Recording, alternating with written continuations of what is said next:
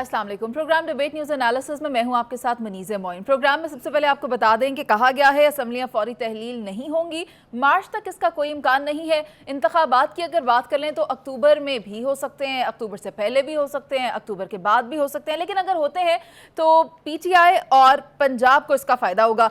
शरीफ ख़ानदान पर मुझे भरोसा नहीं है, 5 बार मैं धोखा खा चुका हूँ, लेकिन इमरान खान की तरफ जाने का इशारा मुझे बाजवा साहब की जानिब से दिया गया था। इमरान खान को उनको मीर जाफ़र और मीर सादिक इमरान खान को उनको मीर जाफ़र और मीर सादिक नहीं कहना चाहिए था, लेकिन अब मेज़ पर बिठाकर बात करवाने वाले आ गए हैं। मैं हुकूमत को और इमरान खान को ये मशवरा देता हूँ कि आएँ, बैठें और बात करें।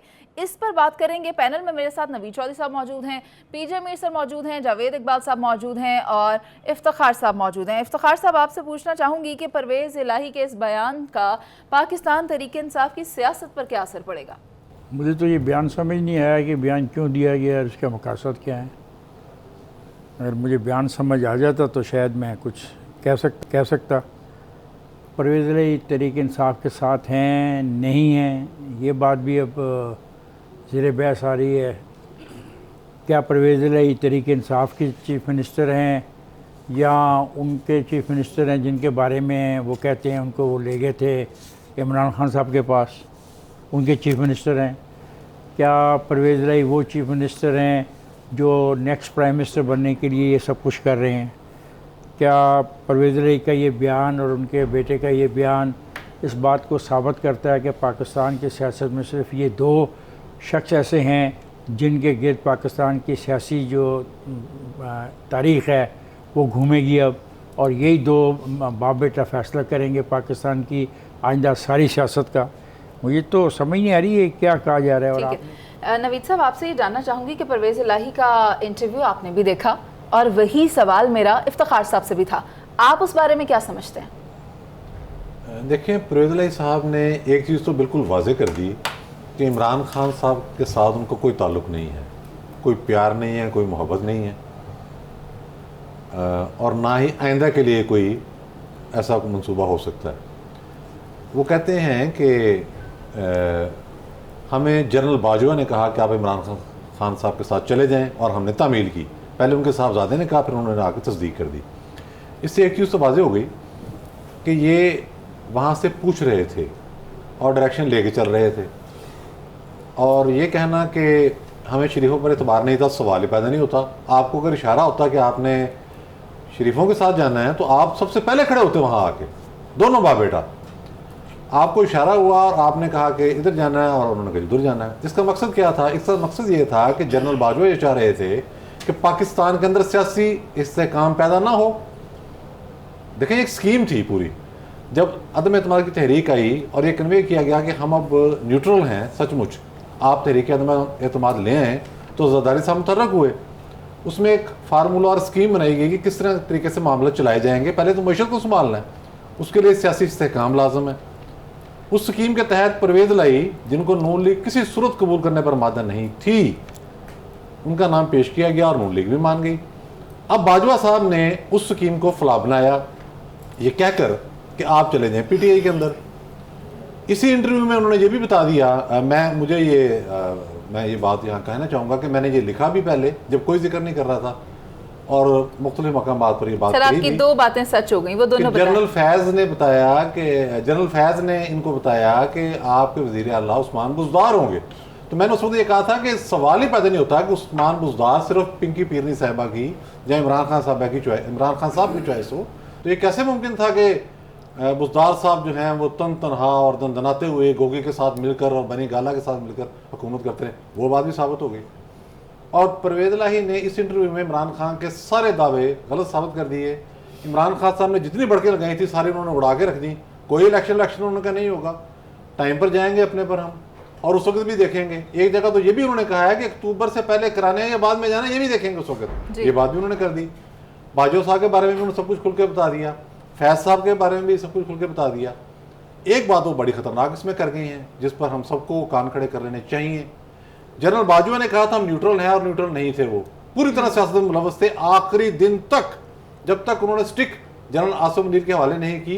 एक खदशा सा रहा, एक खतरा सा रहा कि वो नाक तक सियासत में धंसे हुए हैं। अब परवेज इलाही साहब कह रहे हैं वो लोग आगे हैं जो मुज़ाकरात की मेज पर बिठाएंगे, यानी कि फिर कोई न्यूट्रल सिस्टम बनाने की कोशिश करेंगे, कोई हाइब्रिड सिस्टम। ये इंतहाई खतरनाक बात है।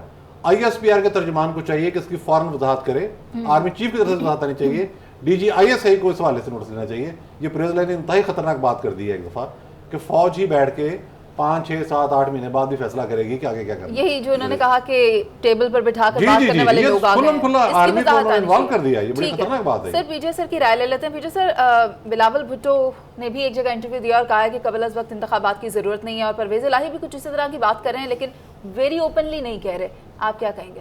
देखें, ये बिल्कुल सही बात की चौधरी साहब ने कि जब स्टिक चेंज हुई है उसके बाद आपके सामने रेवोल्यूशंस आई हैं। ये हमें सबको पता है कि क्या होता रहा है, क्या होता है, क्या हमेशा आप कहेंगे कि होता रहेगा। मैं ये भी आपको कहूँगा, ये गलत फहमी में मत रहें कि अब के जी फौज ने कहा कि मैं पीछे रहूँगा और मैं ये होगा। व्हेन द पॉलिटिकल सेंटर एक दूसरे के साथ काम करने के लिए कि तैयार नहीं होंगे, द कंट्री, जिस तरह जनरल ज़ियाउल हक कह के गए थे, I can not let the country go to the dogs, simple. तो हमने इस मुल्क को पहले देखना है और पाकिस्तान को सबसे आगे देखना है हमने। ये पार्टीज आएंगी जाएंगी। परवेज़ इलाही, ये बिल्कुल मैं आपको बताऊं, पहली दफ़ा मैं इफ्तिखार को मैंने नरेट किया हुआ है और ये ऑन रिकॉर्ड में लाना चाहता हूं। पहली दफ़ा नवाज़ शरीफ ने जब इनको कहा था कि ये चीफ़ मिनिस्टर बनेंगे और बाद में जाके उनको स्पीकर बनाया, वहाँ से एक फ्रैक्चर शुरू हुए। दूसरी दफ़ा नवाज़ शरीफ ने खुद, वो सुन रहे हैं, उनको पता है, उन्होंने खुद मुझे कहा था कि बात करो, हमने एक बनानी है। वो बात हुई और उसके बाद कई उनके बैड एडवाइजर्स और नवाज शरीफ उन्होंने आगे नहीं आने दिया। इनको रायवेंट से खाने की एक पेशकश की गई और लास्ट मिनट पे डिच कर दिया। सो ये जो कई चीज़ें हैं, मैं आपको बताऊं कि ये परवेज़ इलाही के दिमाग में घूमती हैं, क्योंकि जब इस तरह के कोई नताइज आ जाते हैं तो फिर क्या होता है, अगला एक एप्रीहेंसिव होता है। यहाँ जिसको जहाँ कहा है कि जाओ, वो गए हैं और जाएंगे और जाते रहेंगे। ये भी मैं आपको बता दूं। अब बात आती है कि जो इलेक्शंस की बात है, आई थिंक परवेज़ इलाही ने बड़ी अच्छी बात की है कि इलेक्शंस जो हैं ये कभी भी हो सकते हैं, ये भी हो सकता है, लेकिन at the end of the day let me tell you one thing कि इलेक्शन वहीं होंगे जब आपकी एक स्टेडी स्ट्रीम होगी। मैं समझता हूँ इमरान को भी बैक ऑफ करना चाहिए। क्यों? और जो परवेज़ इलाही ने बड़ी अच्छी बात की है, लेट देम सी ये क्या करते हैं नवंबर तक, क्योंकि इस वक्त जो पार्टी एट स्टेक है, मेरी नज़र में बदकिस्मती से मैं कहूँगा, वो है PMLN। इसको आपने एक खड्डे में डाल दिया है, आप पुश कर रहे हैं next to the wall where others, ये जो PDM है ये इस तरह डिस्पर्स होंगे और उनके खिलाफ जाएंगे। आपको पॉलिटिकल हिस्ट्री बताइए। जावेद साहब, इमरान खान ने ऐसा लगता है कि अपना आखिरी पत्ता खेल लिया है, लेकिन अब आने वाले वक्त में क्या होगा? परवेज़ इलाही की स्टेटमेंट भी सामने है, PTI की सियासी हिकमत अमली क्या हो सकती है? देखें, PTI की सियासी हिकमत अमली तो असम्बलियाँ टूटने के अलावा उनके पास अब कोई ऑप्शन नहीं बचा। हाँ, एट द मैक्सिमम वो ये कर सकते हैं, जल्द से जुलूस करेंगे, अपनी पॉलिटिकल रेलेवेंस रखने के लिए हर वो एक्टिविटी करेंगे जो आइन और कानून के तहत वो कर सकते हैं। अभी इधर बात हुई, स्कीम की बात हुई, डायरेक्शन की बात हुई, असम्बली टूटने की बात हुई। स्कीमें जब से पाकिस्तान बना है, इधर थ्रू स्कीम ही सब कुछ होता है। भुट्टो साहब एक स्कीम के ज़रिए आए, मियाँ नवाज शरीफ एक स्कीम के ज़रिए फाइनेंस मिनिस्टर बने, फिर चीफ मिनिस्टर बने, फिर उनको प्राइम मिनिस्टर बनाया और उसी स्कीम के ज़रिए उनको आउट भी किया गया। इसी तरह इमरान खान भी एक स्कीम के तहत आए और उसी स्कीम की नज़र हो गए। और इसी तरह जिस तरह अभी चौधरी साहब ने बात की कि डायरेक्शन, पाकिस्तान में सियासत बगैर डायरेक्शन और से होती ही नहीं है। यह हमेशा कंट्रोल डायरेक्शन के तहत हमारे पॉलिटिशियन चलते हैं। यही इस पाकिस्तान की सियासत का डायलेमा है कि हम अवाम पे ट्रस्ट करने की बजाय डायरेक्शन पे ट्रस्ट करते हैं। जिस दिन हम डायरेक्शन पे ट्रस्ट करना छोड़ देंगे, अवाम पे ट्रस्ट करना शुरू कर देंगे, आप देखिएगा ये सारी कहानियां खत्म हो जाएंगी कि मुझे बाजवा साहब ने फ़ोन किया, असम्बलियाँ अक्टूबर में टूटेंगी, दिसंबर में टूटेंगी या जनवरी में टूटेंगी। क्या असम्बलियों के टूटने से, जो इफ्तिखार साहब कहते हैं, पाकिस्तान की मईशत डायरेक्शन पे चढ़ जाएगी? नहीं चढ़ेगी। यह है सोचने की बात, यह है इस वक्त लम्हा फिक्रिया। जितने मर्जी आप इंटरव्यू दे दें, इमरान खान को भी आज आप बैठा दें प्राइम मिनिस्टर, इमरान खान भी कुछ नहीं कर सकता। जो 7 महीने में आपकी ट्रेंड हुकूमत, प्रोफेशनल हुकूमत 3 दफा का ट्रेंड इसहाक डार साहब वो कुछ नहीं कर सके, तो आने वाला कोई भी आगे कुछ नहीं कर सकेगा। हाँ, आपके पास अब सोल्यूशन बहुत लिमिटेड होते जा रहे हैं। आप एक बंद गली में पाकिस्तान को और पाकिस्तान की सियासत को हमने सिर्फ अपनी नाक की सियासत करते करते बंद गली में ले गए। खुदा का वास्ता है, अब इस बंद गली से पाकिस्तान और इस कौम को निकालें और मईशत का सोचें। इलेक्शन हो ना हो, मुनीज़े इससे कोई फर्क नहीं पड़ने वाला। हमें अब सोचने और लम्हा फिक्रिया की बात है कि इस कौम का सोचना शुरू करें। ठीक है जावेद साहब, आपका पॉइंट आ गया है। बात यहाँ पर यही है कि संजीदगी से करना होंगे। परवेज़ इलाही की स्टेटमेंट भी आ गई है, इमरान खान के पास कौन से ऑप्शन है, और एक जानिब साबिक वज़ीर आज़म नवाज शरीफ ने भी ये कहा है कि अगर इमरान खान असम्बलियाँ तहलील करते हैं और इंतखाबात करवाना चाहते हैं तो फिर 90 रोज़ में इंतखाबात करा दिए जाएँ, मैं खुद आऊँगा और ये जो इंतखाबी मुहिम है उसको लीड करूँगा, ऐसा ज़राए ने कहा है। इस पर करेंगे बात एक ब्रेक के बाद, आप साथ रहिए।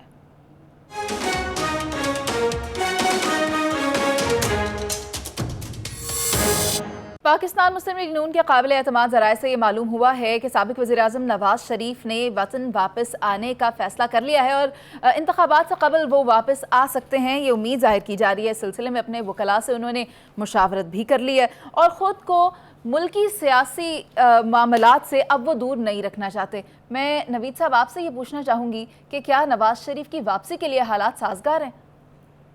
देखिए, बज़ाहिर तो जब उनके भाई की हुकूमत आ गई वफाक में तो यही नज़र आ रहा था कि वो वापस लौटेंगे, लेकिन दूध का जला छाछ भी फूक फूक कर पीता है। वही बात मैं अपने दोहराऊँगा कि जो एक सियासी स्कीम बनाई गई थी कि अदम एतमाद के बाद मामला कैसे चलेंगे, वो जनरल बाजवा की इंटरफेरेंस से तबाह बर्बाद हो गई और उसमें मुल्क में अभी तक कोई इस्तेकाम पैदा नहीं हो सका। मैं अर्ज कर लूँ अपनी बात, आप कर लीजिएगा। वो स्कीम जो थी वो सारी तहस नहस हो गई, जिससे सारे फ्रीक अलर्ट हो गए। अब हुकूमत की मजबूरी ये थी कि वो ये कह नहीं सकती थी कि करा कौन रहा है। इमरान खान साहब तो बाहर आके बाकायदा अब्यूज़ कर रहे थे। हुकूमत का मसला ये था, वो ये नहीं कह रहे, वहाँ वजीर बैठ के कह रहे थे जी हमें इमरान खान को गिरफ्तार नहीं करने दे रहे, हमें अली वजीर के खिलाफ कार्रवाई नहीं करने दे रहे, हमें मुकदमात नहीं करने दे रहे। पंजाब में जजों से या सुप्रीम कोर्ट ने जो फैसले किए वो सबके सामने है। अब इसमें क्या शक शुबा है कि कैसे होते रहे, क्या होता रहा। जो बंदा पंजाब के अंदर हुकूमत टापल करवा रहा है, आर्मी चीफ, तो आगे किस किस डिपार्टमेंट के अंदर उसने प्रेशर डाला होगा, उसके अपने ज़ाहिम थे। अब ज़ाहिर वो जो प्लान था वो सारा जब तितर बितर हुआ और उसमें पता लगा कि इन पर तो ट्रस्ट नहीं किया जा सकता। एक तरफ कह रहे हैं कि आप आईनी तरीके से आगे बढ़ें और दूसरी जानब गैर आईनी हरबे इस्तेमाल किए जा रहे हैं, फैसले ऐसे आ रहे हैं। पाकिस्तान की हिस्ट्री में बहुत कम ऐसे वाक़े हैं कि उसी बेंच में शामिल जजों ने लिख दिया कि भाई ये काम ना करिए तो आप आइन रिलेट कर रहे हैं, इससे बड़ी कोई चीज़ होगी। एक मिनट, अच्छा बात यह है कि नवाज शरीफ ने बड़ा वाइज डिसीजन लिया। उन्होंने कहा कि जिस वक्त जनरल बाजवा ने, और बल्कि पाशा दौर से जो प्लान बना जिसे जनरल बाजवा ने बाम रूज पे पहुंचाया, उसके तहत मुझे मेरी बेटी समेत जेल में डाला गया, बाकी लोगों को पकड़ा गया, मुकदमात बनाए गए। वो तो जो सारा यही गैंग था, इनका एतबार कैसे किया जा सकता है मैं वापस जाऊँ और उसके बाद क्या सूरत हाल बने। तो उन्होंने एक वाइज स्टेप लिया, वो वहीं रुके रहे, रगड़े लगा ना उनको बेगुनाह। अब जो जजमेंट आई है उसने परक्षे उड़ा दी हैं। इससे पहले भी जो जजमेंट आई थी जस्टिस अतर मिन्नुल्लाह की कोर्ट से, उसने भी परक्षे उड़ा दिए इस फैसले के। अब बात यह है कि वो वेट करेंगे कि जब पाकिस्तान के अंदर सूरत हाल को अपने लिए मौजू पाएँ। उन्हें क्या जरूरत पड़ी है आएँ और गिरफ्तार हो जाएँ। इकानमी तबाह है, और किस तरह से तबाह है, अगर मुझे आप सिर्फ 2 मिनट 1 मिनट दे दें तो मैं आपको बता देता हूँ सर प्लीज़। इकानमी इस तरह से तबाह है कि इमरान खान साहब जब गए हैं उन्होंने कहा कि 16 अरब डॉलर पड़े हुए हैं हमारे पास रिजर्व में। वो झूठ था, 10 अरब कुछ डॉलर थे, 3 अरब सऊदी अरब के, 3 अरब चीन के। अच्छा, जो कोरोना से आपको इमदाद मिली थी उसके सबब तो अभी किसके पड़े हुए हैं? उसके सबब अभी किसके अरब डॉलर पड़े हुए हैं? उसके सबब हमने आलमी मालियाती इदारों से कर्जों के अंदर मजीद टाइम भी ले लिया, वो भी ऐड हो गए। उसके बाद इमरान खान साहब ने फवाद खुद टीवी पर आकर कहा, फवाद चौधरी ने और शौकत ने प्रेस कॉन्फ्रेंसें की, ये 2 हफ्ते पहले की बात है सिर्फ तरीके एतमाद से, कि हमें बिजली के और पेट्रोल के टैरिफ जो हैं कीमतें बढ़ानी पड़ेंगी। टीवी पर आकर कहा, खुद इमरान खान ने कहा। मुकम्मल तौर पे पाकिस्तान की मईशत को कोलैप्स करने के बाद ज़ाहिर है, और हटाया भी फौज ने। मैं इस चीज़ से इत्तेफाक नहीं करता कि DJISA के मामले पर लड़ाई हुई थी, वो हुई थी, लेकिन बाजवा साहब कमाल आला दर्जे का मुजाहरा करते उसे पी गए थे। जब उन्होंने देखा कि भाई ये तो सारे मामला सफारती भी खत्म हो सर रहे सॉरी टू इंटरप्ट, मगर यही आप कहना चाह रहे हैं कि अभी ऐसा माहौल नहीं है कि नवाज शरीफ वापस आए? जी मैं ये कह समझता हूँ कि उन्हें आना भी नहीं चाहिए। यहाँ जिस तरह ठीक के है। डाज एक जो कराई जा रही है, जिस तरह से प्रयोजन कह रहे हैं कि अगला फैसला भी उन्होंने करना है, ये क्या सर, तमाशे हो रहे हैं? मैं जावेद साहब की राय ले लूं। जावेद साहब, आप क्या समझते हैं नवाज शरीफ की वापसी नून लीग की सियासत पर किस तरह असरअंदाज होगी? देखें, पहली बात यह है कि नवाज शरीफ ने ना हमारे मशवरे पे चलना है, ना उन्होंने आना है, उन्होंने अपनी मर्जी करनी है और ना उन्होंने सियासी मशवरा करना है किसी से। दूसरी बात यह है कि आपने पहले बात की कि मुल्की सियासत में नवाज शरीफ आकर रोल अदा करेंगे। पहली बात यह है कि मियाँ नवाज शरीफ जब से गए अल्हम्दुलिल्लाह वो पूरा रोल अदा कर रहे हैं। अभी आपने रिसेंटली देख लिया आर्मी चीफ की अपॉइंटमेंट में जो उन्होंने रोल अदा किया, यही 3 दफ़ा हमारे 4 दफ़ा प्राइम मिनिस्टर चक्कर लगाकर मशवरे लेकर आते हैं, पूरी काबीना जाती है, काबीना के इजलास होते हैं, तो इसलिए ये बात मत करें। नवाज शरीफ उधर बैठे हेडक्वार्टर अपना चला रहे हैं। बाकी रह गई बात आके क्या करेंगे। अब वक्त गुजरता जा रहा है उनके हाथ से। अब वो मियाँ नवाज शरीफ अगर इस खुश फहमी या गलत फहमी में फिर रहे हैं कि पाकिस्तान में आके वो खुमैनी का किरदार अदा करेंगे, तो ना वो खुमैनी है, ना वो खुमैनी बन सकते हैं, ना वो रेवोल्यूशन ला सकते हैं। अब इस कौम में शऊर इस लेवल का आ चुका है, वो अच्छे और बुरे की तमीज समझते हैं और वो ये बात समझते हैं कि कौन एनआरओज लेके जाता है, कौन एग्रीमेंट करके जाता है, कौन जहाजों पर बैठ के जाता है और कौन जहाजों पर बैठ के आता है, और कौन, जिस तरह बात हुई ना, गीली मिट्टी पे पैर नहीं रखते, तो कौन गीली मिट्टी पे पैर नहीं रखता? यानी मियां नवाज अपने वतन की मिट्टी पे पैर रखेंगे नवाज शरीफ? वतन कुछ नहीं है। वतन की मोहब्बत होती तो मियां नवाज शरीफ कभी भी पाकिस्तान से ना जाता। हमेशा मियां नवाज शरीफ की हिस्ट्री है, जब गर्म हवाएं चली हैं उन्होंने जहाज की फ्लाइट पकड़ी है, चाहे वो जद्दे की फ्लाइट हो चाहे लंदन की फ्लाइट हो। इसलिए मुल्क कौम का दर्द सिर्फ अगर रह गया है तो वो जो सिर्फ आवाम को ही आपस में रह गया। अगर आप ये समझे इमरान खान या किसी और पॉलिटिकल लीडर को भी दर्द है तो वो दर्द खत्म हो गया। पाकिस्तान अब बिल्कुल वो चीज खत्म होती जा रही है। बात पता क्या है, सियासत से लोग अब तंग आना शुरू हो गए। क्यों? कि लोगों के घर चलना बंद हो रहे हैं, लोगों को अपने माश की फिक्र पड़ गई है, फैक्ट्रियां बंद होना शुरू हो गई हैं, एलसीज आपको मैंने पिछले प्रोग्राम में भी बताया था बंद हो गई है। डॉलर के मार्केट में 3 रेट हैं, चीजों का पता नहीं चला। और सबसे बड़ी बात जो आज मैं बताने जा रहा हूं, आने वाले वक्त में अगले 2-4 हफ्तों में आप देखिएगा चिकन और मटन के रेट डबल ट्रिपल हो जाएंगे। तो ये इस सिचुएशन में किसको फिक्र है कि इमरान खान ये करेगा या परवेज लाई ये करेगा या मियां नवाज शरीफ आकर पता नहीं क्या कर देंगे। इसहाकदार आए हुए हैं ना, तो क्या कर लिया उन्होंने मैशत का? टीम तो उनकी इधर मौजूद है ना। तो जब टीम कुछ नहीं कर पाई तो मियां नवाज शरीफ ने आके क्या करना? ठीक है सर, आपका पॉइंट आ गया है। पीछे सर, आप क्या समझते हैं, नवाज शरीफ की वापसी अफवाहें या फिर हकीकत? ये सब अफवाहें, जिस वक्त उन्होंने आना होगा वो डिसाइड कर लेंगे और आपको बता देंगे। यहाँ बैठ के नवाज शरीफ जो उन्होंने करना है वो कर रहे हैं। बिल्कुल जावेद सही बात कर रहे हैं, कैबिनेट वो एडवाइस लेते हैं। मैंने हमेशा मेंटेन किया है and I will always maintain, PMLN without Nawaz Sharif is nobody. Nawaz Sharif का वोट है और उसकी प्रेजेंस है, सिंपल इज़ दैट। अब बात आती है आगे, नवाज शरीफ ये आएंगे, आप उनको अरेस्ट कर लेंगे जो कि इस वक्त कानून कह रहा है। आप उनको अरेस्ट करके जिस डील के तहत भी आते हैं, मैं एक एप्रीहेंसिव, मैं let's put it this way, मैं नवाज शरीफ, मेरे साथ एक डील हो जाती है, मैं पाकिस्तान आ जाता हूँ, मुझे आप अंदर बंद कर देते हैं, हाँ जी वो कानून का प्रोसेस है वो आपने करना है, अंदर मुझे बिठा के आप मुझे और बारगेनिंग करेंगे। अगर मैं आप मुझे अंदर बिठा के बारगेनिंग करेंगे, नवाज शरीफ तो मारा गया ना वहाँ, वो पागल है, वो आएगा इधर, why should he come? So the thing is, until the things are not very clear, yes, crystal clear, and by the law, he will not come.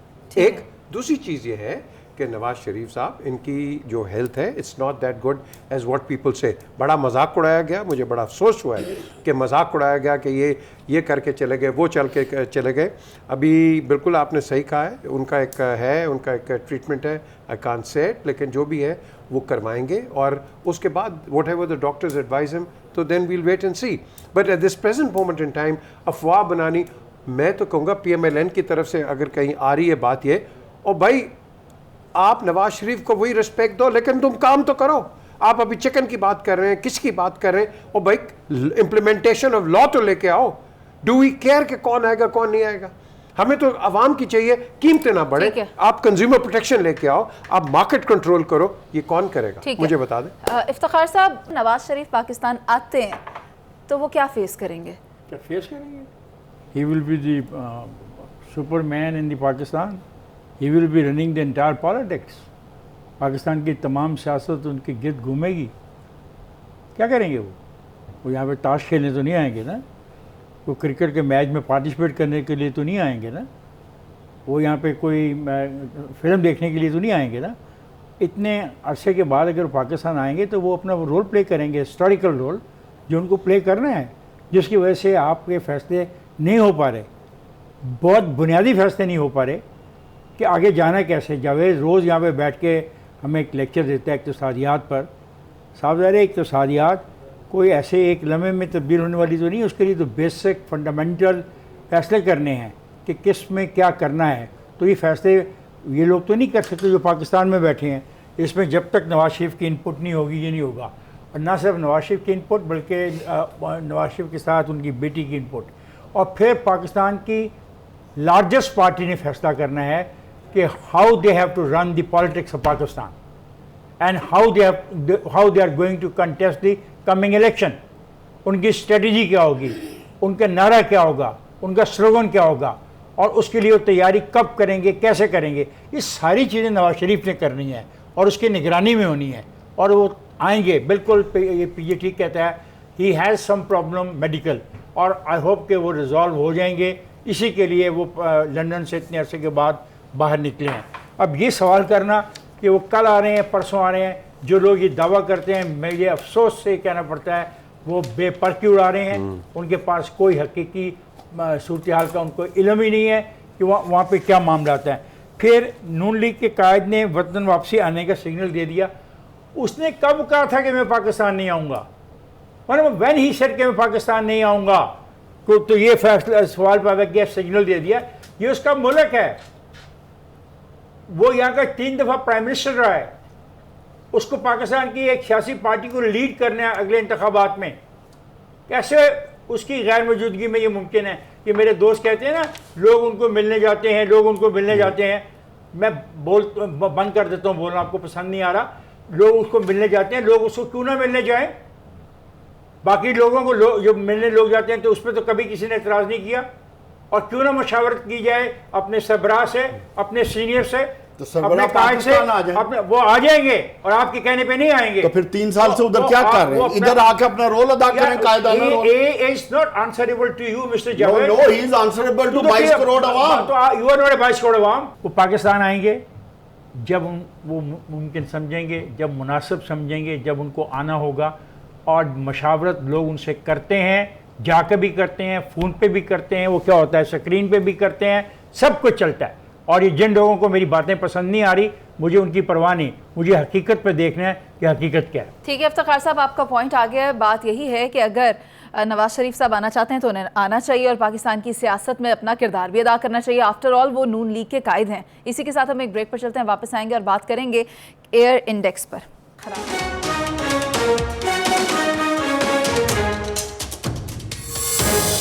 Welcome back. Smog में खतरनाक हद तक इजाफा हो चुका है। ना सिर्फ ये बल्कि माहौलियाती आलूदगी के सबब पाकिस्तान और यहाँ के लोगों के मेयार ज़िंदगी की भी अगर हम बात कर लें तो वो ख़तरे में है।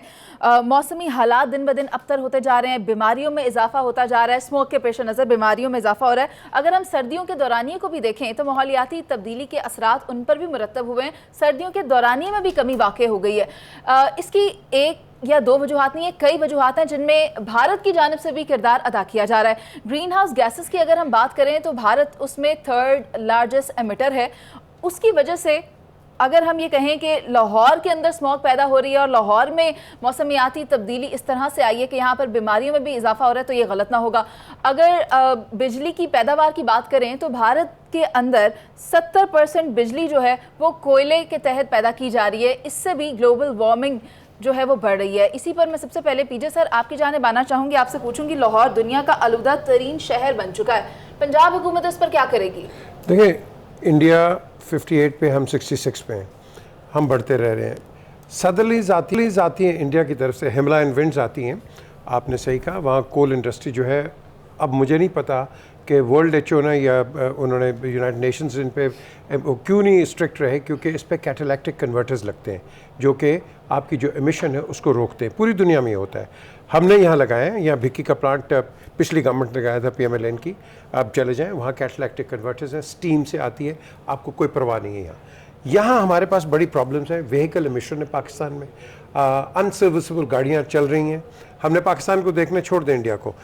उसके बाद हमने देखना है कि इंडस्ट्रियल जो एक्टिविटी है उसके अंदर आपने कोई रिस्ट्रिक्शंस डाली हैं? बिल्कुल कोई नहीं डाली। आपके पावर प्लांट्स हैं, यहाँ आपके प्रॉब्लम है।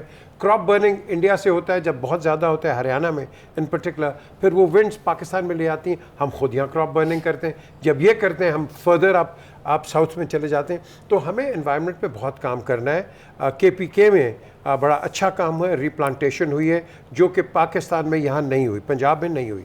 हमें ज़्यादा रिप्लांटेशन करनी है, क्योंकि जब तक आप ग्रीनरी नहीं लेके आएंगे, ग्रीनरी के एक्सपर्ट वो बैठे हुए हैं इफ्तिखार, जब तक आप ग्रीनरी नहीं लेके आएंगे आप आगे नहीं बढ़ सकेंगे। और ये जो पोल्यूशन है ये बढ़ती जा रही है। सबसे पहले आज़ाद जम्मू कश्मीर के अंदर आपने रिप्लांटेशन करनी है। वहाँ सब चले जाएं, दरख्त बिल्कुल कोई नहीं है, सब वो आपने वो उसके लिए खाने पकाने के लिए यूज़ कर रहे हैं, और आपके लैंडस्लाइड्स आ रही हैं, बेड़ागार हो रहा है। बाकी मेरे भाई बात करते हैं। इफ्तिखार साहब की राय ले लेते हैं। इफ्तिखार साहब, बागों के शहर में स्मोक का राज है, आप क्या समझते हैं? रिप्लांटेशन, ट्री प्लांटेशन ही इसका हल है? जिस शहर के अंदर 84 लाख गाड़ियाँ अब चल रही हों, जिसमें कारें हैं, मोटरसाइकिलें हैं और रिक्शे हैं, और वो रिक्शा जो कानूनी तौर पे जिसकी कोई हैसियत नहीं है, एक 2 स्ट्रोक है, एक 4 स्ट्रोक है, 2 स्ट्रोक का कोई हैसियत ही नहीं है, और आप बड़े खुश हैं कि स्मोक हिंदुस्तान से आ रही है। कहाँ हिंदुस्तान और कहाँ लाहौर की स्मोक? ये यहीं की पैदावार है। जब आप सफाई नहीं करेंगे गर्दा उड़ेगा और उसके साथ धुआं उसमें शामिल होगा, और जब ओस जिसको हम शबनम कहते हैं, शबनम के कतरे नीचे आने की कोशिश करेंगे तो उनके रास्ते में एक तय होगी बहुत भारी जो हैं माइक्रोन्स की, जो गर्द के हैं, और फिर उसके साथ ये जो रिक्शों से निकलने वाला, गाड़ियों से निकलने वाला धुएँ हैं, जिनकी जिस तरह का पुरानी गाड़ियाँ हैं, तो वो उसको फिर नीचे नहीं आने देते, और वो फिर जो इसको तस्वीर आप देख रहे हैं उसकी वजह से वो सारा कुछ होता है। It has nothing to do with India. ये जो NGO की स्टोरियाँ होती हैं पैसे लेके लिखवाने वाली, इसका लाहौर की स्मोक से तल्लुक़ नहीं है। लाहौर की किसी बड़ी सड़क के ऊपर प्लांटेशन नहीं है। अच्छा। किसी बड़ी सड़क पे प्लांटेशन नहीं है। लाहौर में से रेल लाइन गुजरती है बहुत लंबे चौड़े अरसे के लिए, उस रेल लाइन के दाएँ बाएँ कोई भी प्लांटेशन नहीं है। लाहौर के अंदर जो नई आबादियाँ बन रही हैं वो एक दरख्त नहीं रहने दे रही, एक दरख्त नहीं रहने दे रही, जिसमें प्राइवेट हाउसिंग स्कीमें भी हैं, गवर्नमेंट की हाउसिंग स्कीमें भी हैं। ना सिर्फ कि वो दरख्त ख़त्म कर रही हैं, बल्कि जो जिसको हम बोलते हैं घास, जिसको रुईदगी बोलते हैं, हम उसको भी लिमिट कर रहे हैं। फिर जो कंस्ट्रक्शन हो रही है, कोई कानून नहीं है इस कंस्ट्रक्शन के वक़्त जो गर्द उठती है, जो इसमें रेत उठती है, उसको मैनेज करें। जितने आप ये अंडर पासेस वगैरह बना रहे हैं, वो इंजीनियर और ठेकेदार पैसे लेता है पानी को स्प्रे करने के कि गर्द न उड़े, हम उसको कंट्रोल नहीं कर सकते। ये सब चीज़ें मिलके इस शहर के अंदर ये काम कर रही हैं। ये हिंदुस्तान की बात कर देना कि उसकी कुछ चीज़ें इधर आ जाती हैं, मैं नहीं मानता। दूसरी बात है कि लाहौर के नज़दीक कोई ऐसा प्लांट नहीं है जो लाहौर के फ़िज़ा को मुतासर कर सके। और फिर ये स्मोक सिर्फ लाहौर की हदूद में क्यों है? लाहौर की हदूद से बाहर में क्यों नहीं? सर लाहौर की तो आप बात कर रहे हैं, मैं तो ये कहूँगी चौथा नंबर कराची का। आपने कराची की ना बात की, अब आपको बैठे बैठे ख्याल आ गया, आपने सवाल में लाहौर लिखा हुआ है, हम लाहौर की बात कर रहे हैं। नहीं सर, सवाल में नहीं है सर, एयर इंडेक्स को आपने भी स्टडी किया होगा, आप देखें उसमें कराची का चौथा नंबर है। डिबेट ना किया करें, जो सवाल है उसी को टकरा करें। लाहौर की बात हो रही है, लाहौर की स्मोक की जिम्मेदारी लाहौर खुद है। लाहौर में बैड गवर्नेंस है, इसकी जिम्मेदारी वो एनवायरनमेंट का क्या महकमा होता है उस पे है, कमिश्नर पे है, कमिश्नर पे है, एसिस पे है, तमाम उन अफराद पे जिनकी जिम्मेदारी थी कि रोकें। जावेद साहब, कराची की भी अगर मैं बात करूं तो चौथा नंबर है, आप क्या समझते हैं, क्या वजूहात हैं? देखो वजूहात सेम है, चाहे लाहौर की हो चाहे कराची की हो, कोई तीसरी वजह नहीं हो सकती। इस वक्त सबसे बड़ा प्रॉब्लम ये है कि बेहंगम ट्रैफिक, जिसका कोई व्हीकल सर्टिफिकेट नहीं है, जो सबसे इम्पोर्टेंट चीज़ है। हमने फिटनेस सर्टिफिकेट का कोई रिवाज ही नहीं है इधर। जिसका जो दिल करता है जैसे मर्जी गाड़ी चला रहा है। पहला तो सबसे बड़ा इशू है, ट्रैफिक बेइंतहा होती जा रही है। दूसरा, ग्रीनरी ख़त्म होती जा रही है। उसके लिए जो सबसे इम्पॉर्टेंट चीज़ करने वाली है, चाहे लाहौर है चाहे कराची है, इसके इर्द गिर्द हमें अर्बन फॉरेस्ट बनाने पड़ेंगे। चाहे छोटे छोटे बनाएं चाहे बड़े बड़े बनाएं, और लेकिन इसको 5-10 साल के प्लान पे लेके चलें, क्योंकि 5 साल से तो हम इसे फॉग को फेस कर रहे हैं ना। 3 साल में जाके दरख्त इस काबिल होता है कि क्योंकि वो हमें 5 से 10 साल का प्लान लेके लाहौर के पूरे 100 किलोमीटर के रेडियस में हमें ये काम करना पड़ेगा, और इसी तरह कराची। ग्रीन बेल्ट ही कोई नहीं है। अच्छा, तीसरी इंपॉर्टेंट चीज़ हमें जो करनी पड़ेगी, जो हमारे डिपार्टमेंट्स हैं, PHA है, कमिश्नर ऑफिस है, इन्वायरमेंट ऑफिस है, इनको एक्टिव होना पड़ेगा। जो सफाई, जो गिरदलूद है, सफाई को आज आप चले जाए, धूल मिट्टी इतनी है कि बेइंतहा कहाँ से स्मोक ख़त्म होगी। मैं आपको बड़ी सिंपल मिसाल देता हूँ। जब कोरोना टाइम था तो आपका एयर क्वालिटी इंडेक्स 50-60 था, ठीक है, 40 था। क्यों? क्योंकि ट्रैफिक बंद थी, फैक्ट्रियाँ बंद थी, सफाई थी। अब इस वक्त इर्द गिर्द लाहौर में और इवन कराची में क्या है, फैक्ट्रियां हैं हर इर्द गिर्द, इवन विद इन दिस महल्लों में फैक्ट्रियां हैं। महल्लों में फैक्ट्रियां चली गई, जिसकी वजह से जो स्टील धुआं मिल होता है, लगी जो है महल्लों कार्बन में। आता है और जो जनरेटर चलते हैं, उसकी वजह से फिर एयर पोल्यूट हो जाती है, इससे फिर खराब हो जाती है। तो ये वो चीजें जो हमें अब सोचना पड़ेगा, क्योंकि इसके बगैर जो अब जो बीमारियां आ रही हैं उससे सर हम बिल्कुल उससे बीमारियों ज्यादा- की क्योंकि तादाद में भी इजाफा हो रहा है, बीमारियां बढ़ती जा रही हैं। नवीद साहब की राय ले लेते हैं सर। 5 साल से हम इशू पे रोजाना बोल बोल के थक गए, लेकिन किसी के सर पे जूं तक नहीं रिंग रही। खुदा का वास्ता, ये छोटे छोटे नवीद काम साहब, है, क्या हमें आप करने बता चाहिए। सकते हैं कि इसका सदेबाब किस तरह होगा? इसका सदेबाब तो अल्लाह ही करेगा, क्योंकि जब तक सर वो एडमिनिस्ट्रेशन पार्लियामेंट पे नहीं है। और कानून की बालादस्ती ना हो किसी मामले में, तो क्या होगा। 1990 में मैंने जब अपनी पहली नौकरी मुलाजमत की जंग में, तो हमने एक रिपोर्ट छापी जिसमें हमने बताया कि बंद रोड पर फैक्ट्रियों की वजह से लोगों के घरों के अंदर इस हद तक ये रावी के साथ? जी कालक जारी है कि वो चेहरे उनके बेचारों के भरे हुए थे, हाथ मुंह बिस्तर की चादरें। हमने कहा ये जिंदा कैसे रह रहे हैं लोग। आज भी वही हाल है, बिल्कुल 1990 2022। उसके बाद हमने देखा कि लाहौर के अंदर पर्टिकुलरली तरक्याती काम ना होने से गलियों के अंदर, टूटी हुई सड़कों के अंदर इस हद तक गर्द उड़ती है, अगर आपको घर से मस्जिद तक जाना पड़ जाए और वापस आना पड़ जाए तो नहाए बगैर आप किसी और जगह नहीं जा सकते। ये हालात बन गए हैं लाहौर में। दरख्त बिल्कुल नहीं है और कोई उसका प्रभाव नहीं कर रहा। फैक्ट्रियाँ कवानीन की खिलाफ वर्जी कर रही हैं और डगे की चोट पर कर रही हैं। बेहंगम हाउसिंग सोसाइटियाँ बन रही हैं, कोई जवाब ही नहीं है उनका, बनती जा रही हैं, कोई पूछने वाला नहीं है। तो ये पूरे का पूरा जो सिस्टम है, ये मैं तो इसको 1990 से देखूंगा कि वो जो हालात उस वक्त थे ये अब उससे ज़्यादा बदतर है। 1,28,000 बंदे पोल्यूशन से फौत हुए हैं 2019 में। ये इंटरनेशनल एक ऑर्गेनाइजेशन है, global alliance for health and pollution, उसकी रिपोर्ट है। तो आप अंदाज़ा लगाएं। अब जो हमने डेली सिटी 42 में जो खबर छापी है उसमें डॉक्टरों ने बता दिया है, खुल के बता दिया है। उन्होंने कहा अब ये सिर्फ नज़ला, ज़ुकाम, खांसी तक मामला नहीं है। इस स्टेज पर अब अस्तगफिरुल्लाह माज़अल्लाह, कैंसर के लिए आपको तैयार हो जाना चाहिए। अस्तगफिरुल्लाह। ठीक है सर, आपका पॉइंट आ गया। इसी के साथ प्रोग्राम का वक्त खत्म हो गया। आपसे इजाजत अल्लाह ने के बाद।